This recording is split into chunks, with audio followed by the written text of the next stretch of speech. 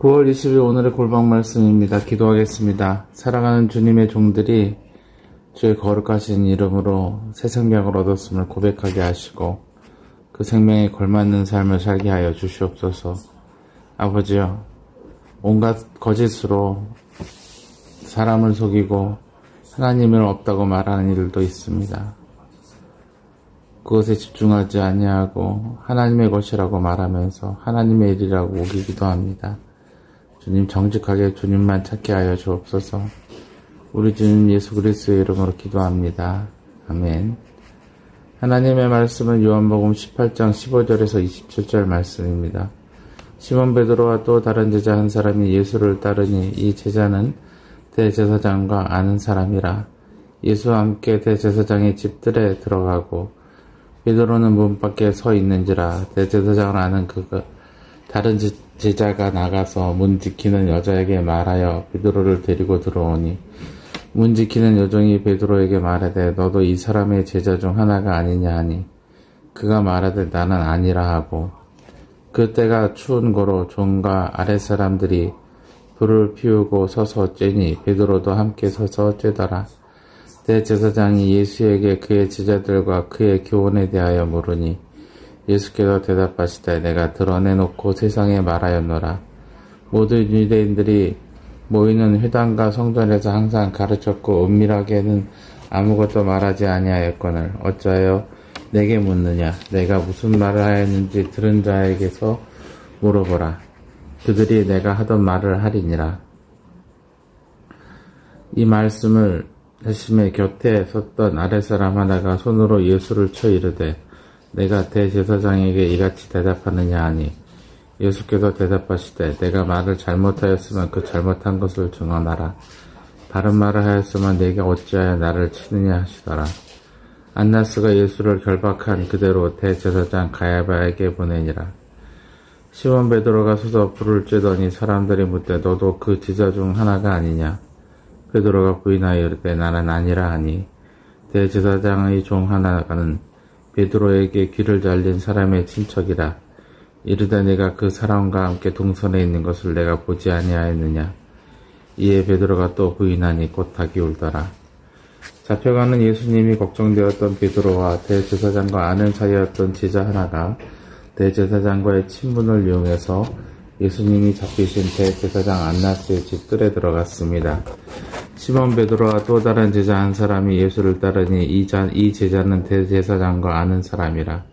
예수와 함께 대제사장의 집들에 들어가고 베드로는 문 밖에 서 있느라 대제사장을 아는 그 다른 제자가 나가서 문 지키는 여자에게 말하여 베드로를 데리고 들어오니 문 지키는 여종이 베드로에게 말하되 너도 이 사람의 제자 중 하나가 아니냐 하니 그가 말하되 나는 아니라 하고, 그러나 문을 열어둔 여자는 베드로를 알아보고 예수의 제자가 아니냐고 묻습니다. 베드로는 일단 자신이 거짓말을 하고는 예수의 제자가 아니라는 거짓말을 하고는 들어갑니다. 그러나 추위에 불 곁에 서서 얼굴이 다시 드러나고 맙니다.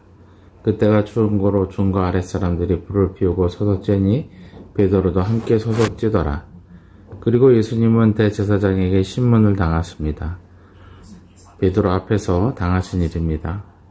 대제사장이 예수에게 그의 제자들과 그의 교훈에 대해서 물으니 예수님의 대답으로 보아 그들이 묻는 내용은 예수님께서 공개적으로 가르치신 내용에 대해서 다시 되묻는 것이었습니다. 예수님은 제자들의 질문에 대해서는 여러 차례 다시 말씀하셨지만 제사장의 질문에는 다시 대답하시기를 거절하십니다. 예수께서 대답하시되 내가 드러내놓고 세상에 말하였노라. 모든 유대인들이 모이는 회당과 성전에서 항상 가르쳤고 은밀하게는 아무것도 말하지 아니하였거늘 어찌하여 내게 묻느냐.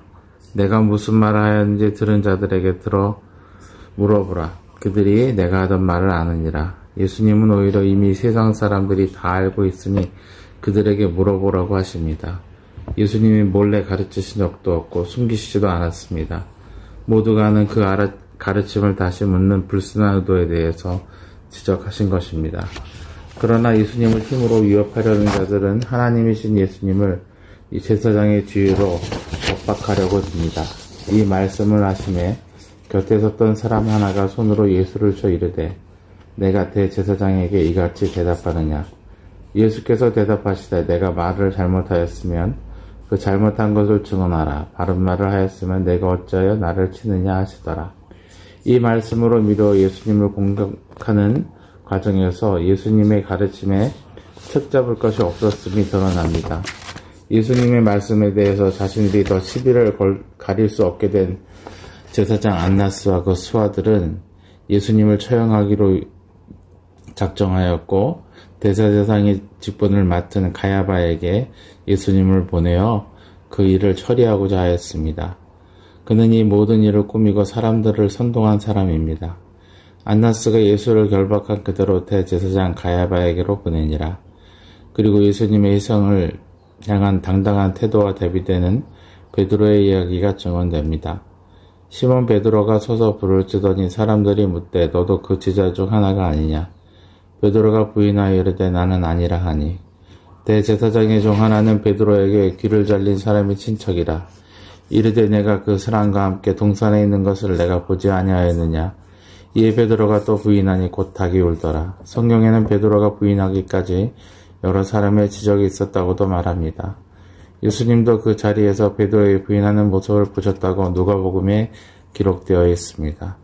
그러나 예수님은 이전부터 사탄이 베드로를 이렇게 무너뜨리기 위해서 온갖 수단을 다했다고 말씀하셨고 베드로가 끝까지 주님을 따르도록 지키시겠다고도 말씀하셨습니다.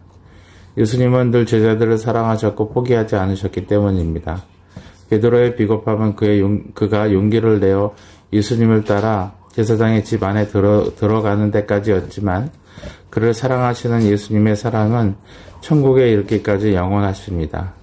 주님은 그렇게 베드로가 영원한 생명을 얻도록 포기하시지 않으신 것을 거기서 보여주셨습니다. 우리가 함께 기도할 때 나도 주님의 은혜 안에 포기하지 않으시는 주님의 사랑을 따라 끝까지 주님을 따르게 해주십사고 같이 기도합시다. 사랑하는 하나님 아버지, 주님께서 베드로를 끝까지 사랑하시고 그 부인함을 알려주셨음에도 마음이 무너졌을 그에게 또 부활하셔서 차마 주님을 따르지 못하는 그에게 말씀하셨던 그 사랑을 기억하게 하여 주시옵시고 그의 앞에서도 당당하게 하나님의 나라를 선포하는 모습을 보여주심으로 그의 마지막에 주님과 같이 당당하게 주님의 나라를 선포하게 하심을 기억합니다. 그러므로 그 지키심과 보호하심 아래 있는 우리도 주님의 은혜 아래 있게 하여 주시옵소서. 그 보호하심의 아래 있는 기쁨으로 주님을 증거하기 원하나이다. 우리 주님 예수 그리스도의 이름으로 기도합니다. 아멘.